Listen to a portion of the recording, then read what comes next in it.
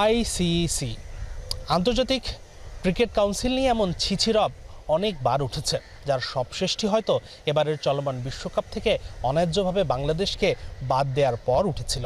তবে একটা সংগঠন হিসেবে আইসিসি কতটা দুর্বল তার আরও একটা উদাহরণ তুলে ধরবো আপনার সামনে।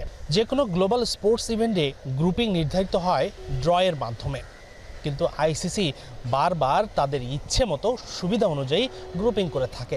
এই যেমন একই গ্রুপে বারবার ভারত পাকিস্তানকে ফেলা হয়, এটা তো সবাই জানেন। তবে এবার নকআউট পর্বের গ্রুপিংয়ের দিকে একটু দৃষ্টি দেন। একই গ্রুপে আছে ভারত, ওয়েস্ট ইন্ডিজ, দক্ষিণ আফ্রিকা ও জিম্বাবুয়ে। আরেকটি গ্রুপে আছে পাকিস্তান, নিউজিল্যান্ড, ইংল্যান্ড ও শ্রীলঙ্কা। এই 8টি গ্রুপের একটি বিষয়ে আপনার দৃষ্টি কেড়েছে কি?